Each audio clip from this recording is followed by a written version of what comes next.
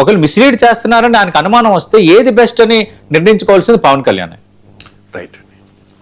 ఇక ట్రైనీ ఐపీఎస్ల వ్యవహారం అంటే చాలా సంచలన విషయాలు బయటకు వస్తూ ఉన్నాయి, ట్విస్ట్ల మీద ట్విస్ట్లు. నేనేమో ఏదో పాయిజన్ తీసుకున్నారు అన్నారు, ఆ తర్వాత పాయిజన్ కాదు కాస్త మందు ఎక్కువైంది, అపస్మారక స్థితిలోకి వెళ్ళిపోయారు అని చెప్తూ ఉన్నారు. అండ్ దాంతోపాటు ఈ మహిళా ట్రైనీ ఐపీఎస్ విషయంలో కూడా కొన్ని వార్తలు బయటకు వస్తూ ఉన్నాయి. ముఖ్యంగా ఈ ఉదయ్ కృష్ణారెడ్డితో తనకు ఏదో రిలేషన్షిప్ ఉందని, వాళ్ళిద్దరి మధ్య ఆ వ్యవహారం నడుస్తూ ఉందని, తనని ఏమి ఇబ్బంది పెట్టలేదు అని చెప్పేసి ఉదయ్ కృష్ణారెడ్డి కూడా ఒక లెటర్ కూడా రిలీజ్ చేశారు. సోషల్ మీడియాలో ఆ లెటర్ కూడా వైరల్ అవుతోంది. ఏంటి ఈ ట్రైనీ ఐపీఎస్ల వ్యవహారంలో వెలుగు చూస్తున్న కీలక అంశాలు ఏంటి? ఇప్పుడు ఉదయ్ కృష్ణారెడ్డి ఆత్మహత్యత్నం చేశాడని ఒక చర్చ స్టార్ట్ అయింది. ఎందుకంటే ఒక ట్రైనీ ఐపీఎస్ అత్తాపూర్ పిఎస్ లో కంప్లైంట్ ఇచ్చిన నేపథ్యంలో సీన్ కట్ చేస్తే ఆయన ఎలాంటి ఆత్మహత్యత్నానికి పాల్పడలేదు, అధిక మోతాదులో మద్యం సేవించాడు. అయితే పక్కన శానిటైజర్ బాటిల్ ఉండడంతో వాళ్ళ స్నేహితులు వాళ్ళు ఆత్మహత్యకు పాల్పడ్డాడని అనుకున్నారు. అలాంటి ఆనవాళ్ళు ఏమీ లేవని పోలీసులు స్పష్టం చేసేసారు. కేవలం మద్యం సేవించడం వల్ల స్పృహ కోల్పోయాడని చెప్పారు. అంటే ఈ ఆత్మహత్యత్నం అనేది ఒక డ్రామానా? ఉదయ్ కృష్ణారెడ్డి ఒక డ్రామాకి ప్రయత్నం చేశాడా, ఒక డ్రామాకి ఒక సింపతిని గెయిన్ చేసుకునే ప్రయత్నం చేశాడా అనేది మొదటి అంశం. రెండోది, ఉదయ్ కృష్ణారెడ్డి బాధితుడా నిందితుడా? రెండు అంటే నాణానికి బొమ్మ బొరుసు ఎట్లా ఉంటాయో ఇప్పుడు ఈయన నిందితుడా బాధితుడా ఇప్పుడు ఇది తేలాల్సి ఉంది. నిందితుడు ఎలా? ట్రైనీ ఐపీఎస్ కంప్లైంట్ చేసింది కాబట్టి ఈయన అసభ్యంగా ప్రవర్తించాడు అన్న దాని విషయంలో నిందితుడు అవుతాడు. కానీ అదే ఉదయ్ కృష్ణారెడ్డి ఒక లేఖ రాశాడు. ఆ లేఖలో ఏమని పేర్కొన్నాడు? తమ మధ్య జరిగిన వాట్సాప్ చాట్లు, ఫోటోలు, వీడియోలు తన వద్ద ఉన్నాయి, దాన్ని ఇప్పటికే ఆమె భర్తకు పంపించినట్టుగా అందులో ప్రస్తావించాడు. తన ఆత్మహత్యత్నానికి ఆ మహిళతో పాటు మరో 4 కారణమని చెప్పాడు. అలాగే ఒక సూసైడ్ నోట్ రాశారు, కానీ సూసైడ్కి పాల్పడలేదు. అంటే చిన్న మెలో డ్రామాని క్రియేట్ చేశారు ఉదయ్ కృష్ణారెడ్డి. ఇక్కడ డ్రామా క్రియేట్ చేశారు. ఆత్మహత్య అనేది ఒక డ్రామా. నేను ఆ వివాహిత 2025 జూన్ నుంచి రిలేషన్లో ఉన్నాం. ఆమెకు వివాహం అయిన తర్వాత కూడా మా మధ్య శారీరకంగా భావోద్వేగపరంగా సంబంధం కొనసాగింది.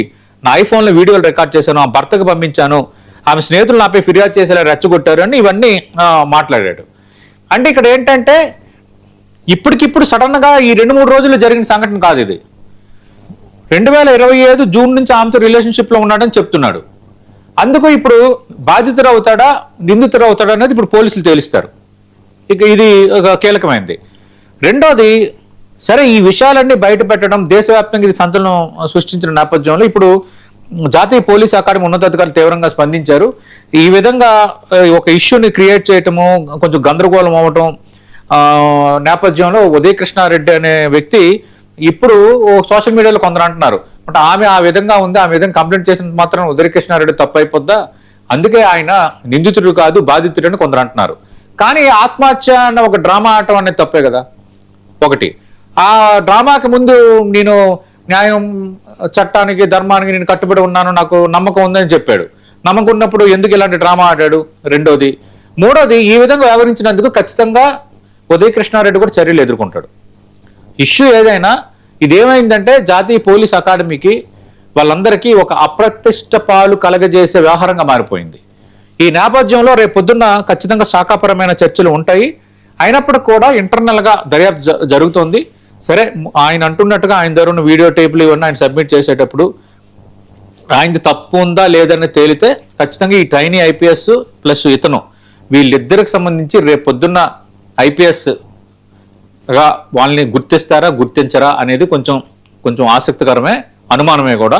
ఎందుకంటే చాలా సీరియస్గా కేంద్ర హోంశాఖ కూడా ఇన్వాల్వ్ అయింది, చాలా సీరియస్గా దీన్ని తీసుకున్నారు. ఈ అంతర్గత విచారణ పూర్తయిన తర్వాత మనం అన్నీ మాట్లాడతాం. ఇప్పటివరకు అయితే ఆత్మహత్య డ్రామా. రెండోది, ఈ కేసులో నిందితుడు కాదు, కొన్ని విషయాల పరంగా బాధితుడని కొందరు అంటున్నారు. మూడోది, శాఖాపరమైన విచారణ జరుగుతుంది కాబట్టి ఖచ్చితంగా ఉదయ్ కృష్ణారెడ్డి అలాగే ఆ ట్రైనీ ఐపీఎస్ నిజంగా ఆమె చేసిన తప్పుడు ఆరోపణలు, గతంతో ఈయనతో రిలేషన్షిప్ లో ఉంది అన్న అంశం ఒకవేళ ప్రూవ్ అయింది అనుకోండి, ఖచ్చితంగా ఆమెపై కూడా చర్యలు ఉంటాయి. కానీ ఒక అవివాహితను సరే మీరు రిలేషన్ పెట్టుకోవడం ఒకటి ఓకే, నిజంగా ఈయన ఏమైనా బెదిరింపులకు పాల్పడ్డా, ఇంకొంచెం పరిధి దాటాడా అన్న అంశం కనుక ప్రూవ్ అయితే ఉదయ్ కృష్ణారెడ్డికి ఐపీఎస్ డిగ్రీ కూడా చేజారే అవకాశం ఉంది. ఇక జగన్ ముఖ్యమంత్రిగా ఉన్నప్పుడు వైసీపీ హయాంలో స్పీకర్ గా